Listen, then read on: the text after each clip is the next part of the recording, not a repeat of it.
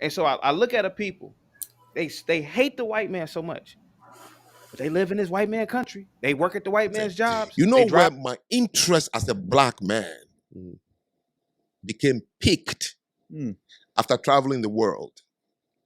When I began to hear the slogans we create, the narratives we create. Okay? I was speaking in Kenya on a university campus.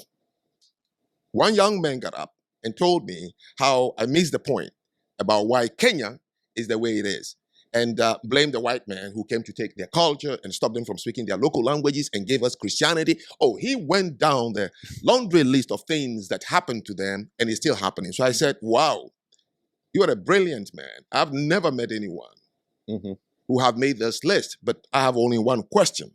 Why did it work? And that is what we refuse to ask ourselves. So we always say that they did this to us. They did this to us. But we never ask ourselves, why did it work? See, I've been to the Caribbean. I've been to many cities in the United States. I've lived in the UK. I've seen blacks in the UK. I've seen black in China. I've seen blacks in almost every corner of the world. And I've seen blacks in America and on the continent. And everything we are describing is uniform about us.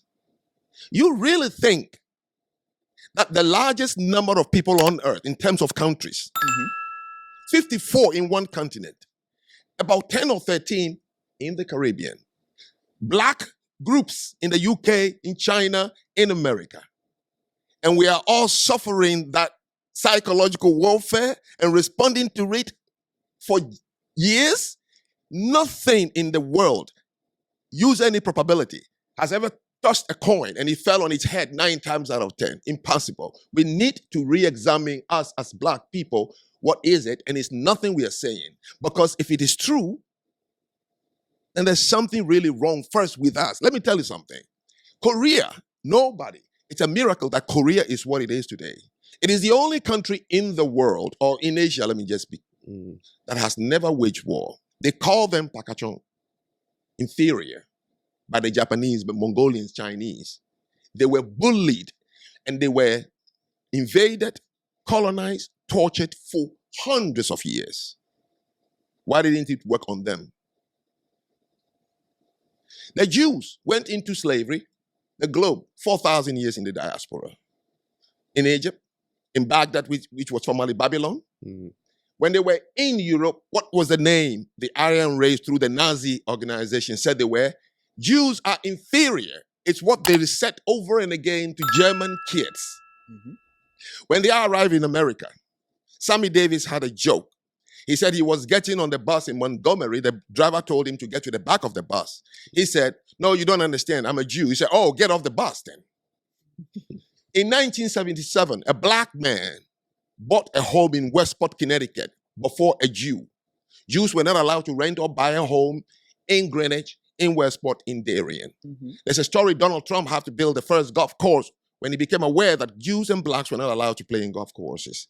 Jews had it tough in this country through redlining, where they were not allowed to set up businesses, so they were forced to converge and start loaning to themselves from within. It didn't happen to them for 1,000 years, longer than we were in slave or colonization. So the question you need to ask is, if they did all these things against us, why did it work? Let me give you one thing to the response I said earlier, why African Americans didn't leave after slavery. Not because there was no place to go to. That is completely a lie. Ask yourself, the Ashantis knew that they were the most powerful tribe in Ghana, followed by the Airways, the Gans, the Chuis, Akwamus, everybody. They knew that they didn't form the country Ghana, that they were forced, okay? But it came to an end. For Ghana, 1957. Why didn't they go back to become the individual tribes they were? Was anybody there telling them you can't? No. Do you know why they stayed as a country? Why? They were attracted by the bling the colonial left behind. The roads, the hospitals, the schools, the post office, the fire the department, the buses with air conditioning from London imported to their country, the railway lines, all the beautiful things. Why didn't you live here? It's not because you don't know where to go. It's because you didn't hate the white man. and you weren't afraid of them. I think you're eliminating the fact that we built blood, sweat, tears, deaths, so much. We are the biggest innovators. We built America. Why give up everything we built? America wouldn't exist off the pains and struggles of Black Americans. I look at this culture and I get sick to my stomach, KJ. Sometimes I look in the mirror and I get sick to my stomach. We are a culture of liars. We are not global trendsetters. We are not making an impact on a global stage. And I wish that we would stop lying to ourselves. And that's something that Tariq and these foundational Black Americans do. They lie so much. Steel, semiconductors, shipping and logistics, aeronautics, rocketry. That's real industry. Niggas talking over a mic is nothing. The planet will go on without rap. And you see a lot of foundational Black Americans, man, particularly in Tariq's space, they lead off on that. Oh, we changing the globe, man. I'm like, no, you're not. No, you're not. Rap could go away tomorrow. This planet will still spin. This planet will still spin. We are not the leaders in industry. We are not the leaders in system.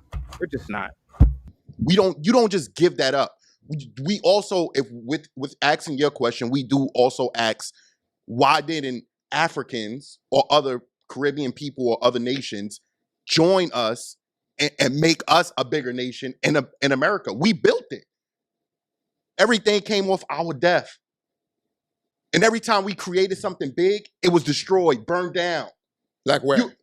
What are you talking about? Oh, wait. I got this one. Don't worry. Wilmington, North Carolina, Eatonville, Rosewood, Tulsa, Philadelphia, Chester, Pennsylvania, Wilmington, North Carolina, Blackwater, South Carolina, in Jersey. Yeah, there were plenty of places. We get to perform. We do not get to collect. We get to put it out. They get to produce it and decide the message that goes out into the world. Yeah, business works like that, of course. I remember long back that we were dancing to Nat King Cole, we were dancing to Ella Fitzgerald, we were dancing to Satchmo, we were dancing to, Herbie Hancock and all these Black people. Yeah. But you understand? And there was no violence and dirty language in it, but it was the same producers. In fact, back then, you can say there was no Bad Boy, there was no Death Row, there was no Young Money. Now you have it, and you're still writing the bad lyrics. This is what I understand about the culture. Cultures have gatekeepers. Did you wear the t-shirt? Did you dance to the song? Did you buy it? Did you allow him to remain in your neighborhood? Well, you promoted it. So don't blame the guy over there. If you're going to sell your dignity, as you said, so your lyrics can sell, well, you choose because you don't have a culture that has a gatekeeper. But I promise you one thing. The people I have lived among in Asia, they will never let you back again into the community if you're going to sing songs about our women that way or make videos with our women. Didn't you allow it? You did. So I don't like to blame who produced. So our main thing, at least the foundational Black Americans that I deal with, are more about making sure that America's promise is held for everybody. And I think a lot of times people get foundational Black Americans confused with Pan-African. That's a completely different type of situation, where it's like, yeah, we're a part of the diaspora, but we're talking about American. Even the flag isn't red, black, and green. The flag is red, white, and blue. Well, there's some of the things that he said that I could absolutely agree with. That as a community, as a culture, we've got some growing to do. And we can't look outside of our community for a lot of that growing. A lot of that depends on us.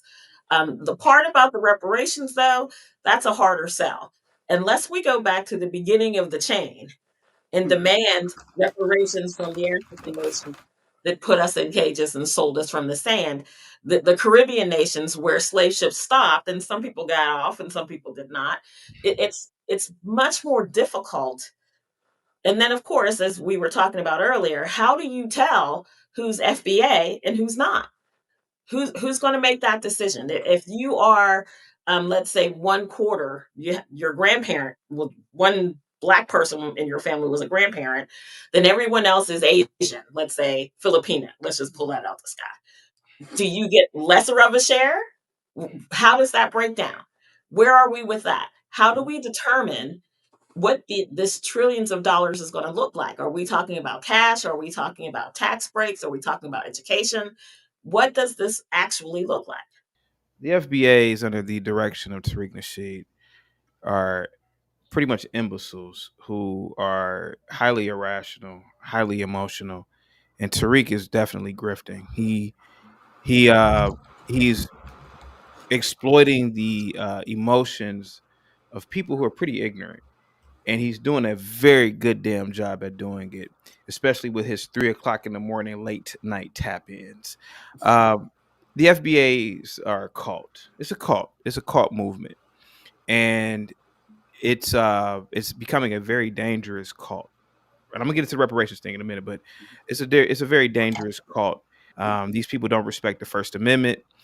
These people don't respect the founders and what the founders and what this country has really done for blacks. That no other country has really done for any. To be honest with you, most people.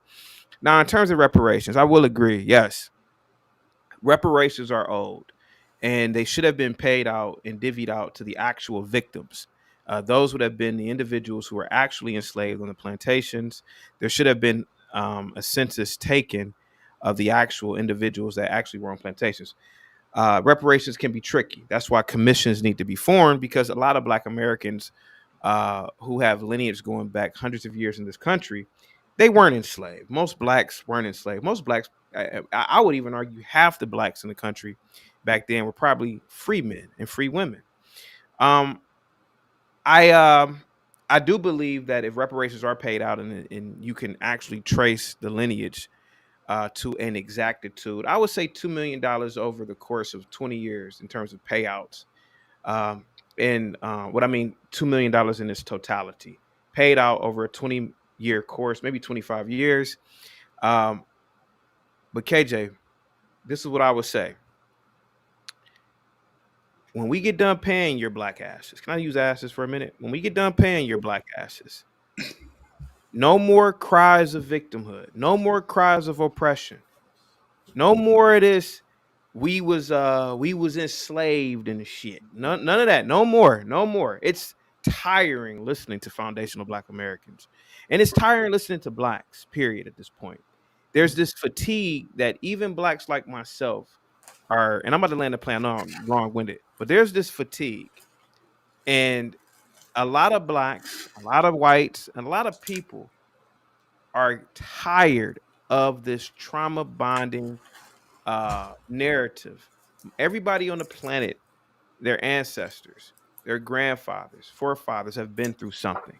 Schools only teach about the transatlantic slave trade. They don't teach that there was slavery in the Ottoman Empire, that it lasted for 600 years and 5 to 10 million people were enslaved. That they not only enslaved men, but the most valuable slaves were women, because sexual slavery was not only permitted, but it was institutionalized in the Ottoman Empire. So they would get many of their slaves from Central Europe, many of their slaves from the Balkans, and they would enslave Hungarians, Russians, Ukrainians, which is why the word slave comes from Slav.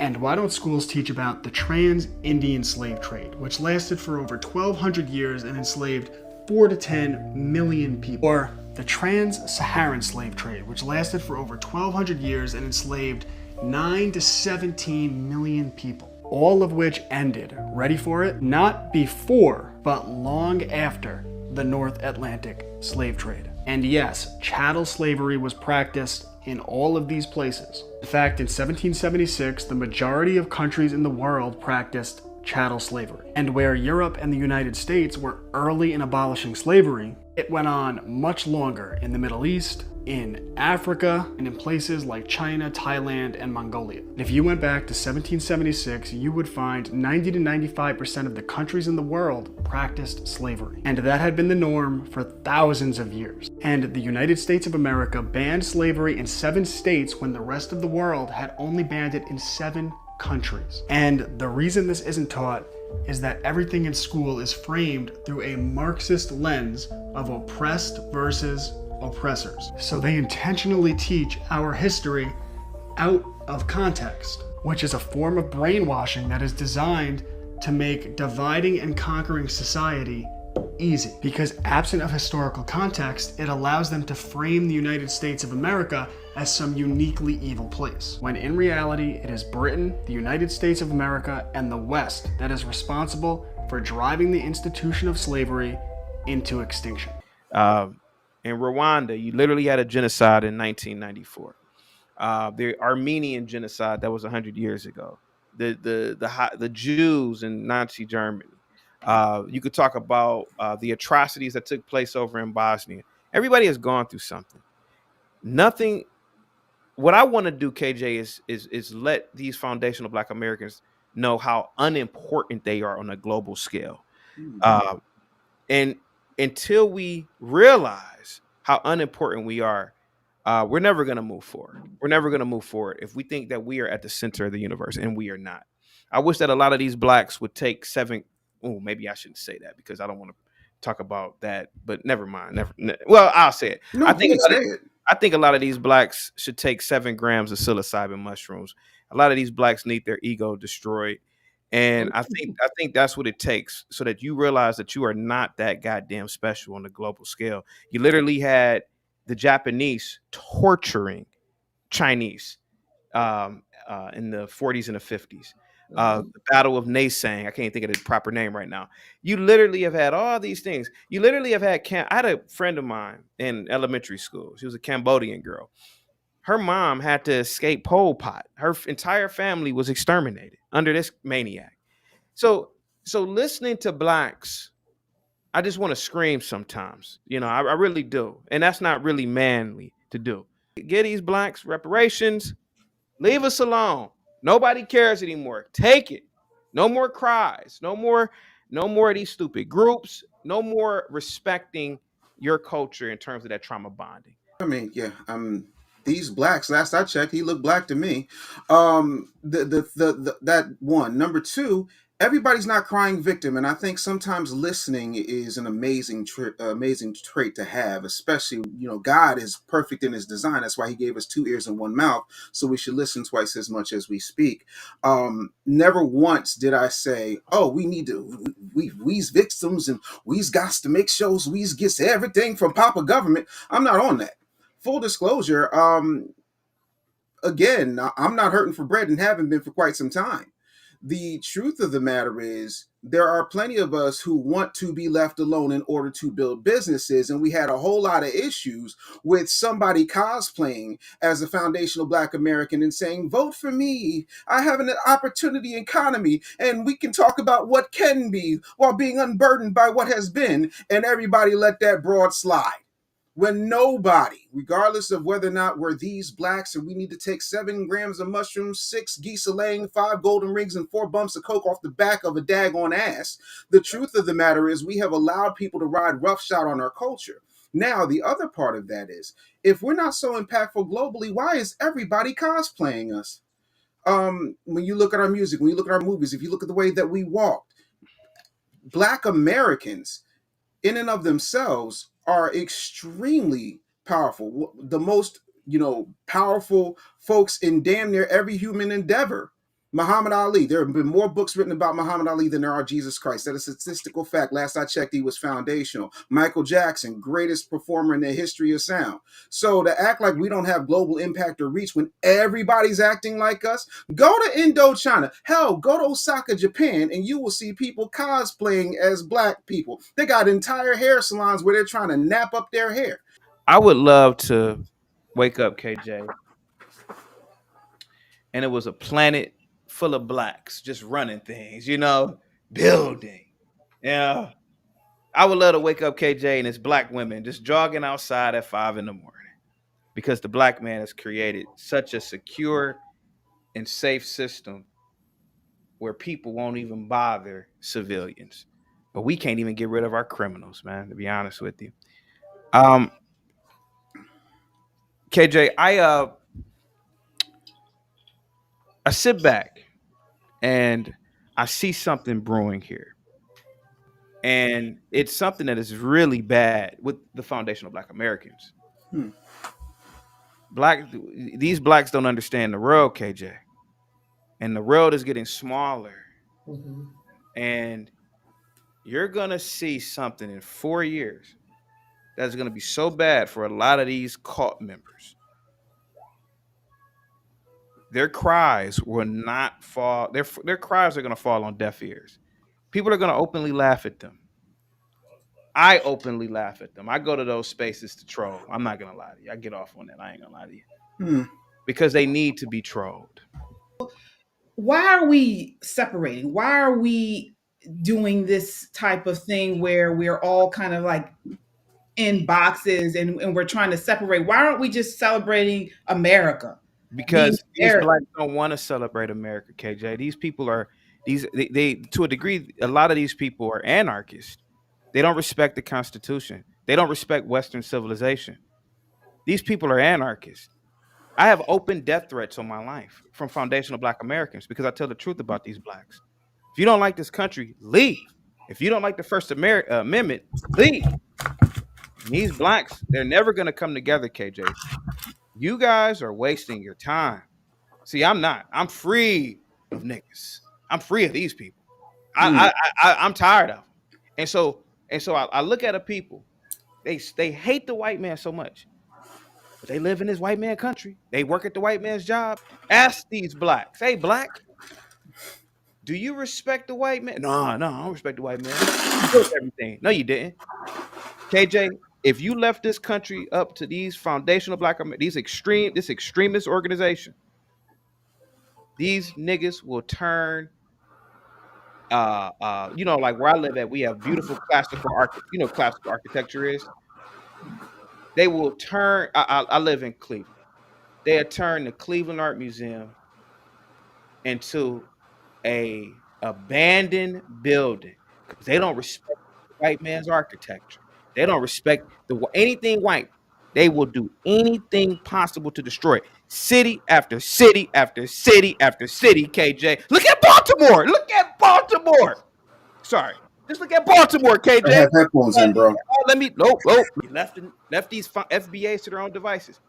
And it's because of a mindset.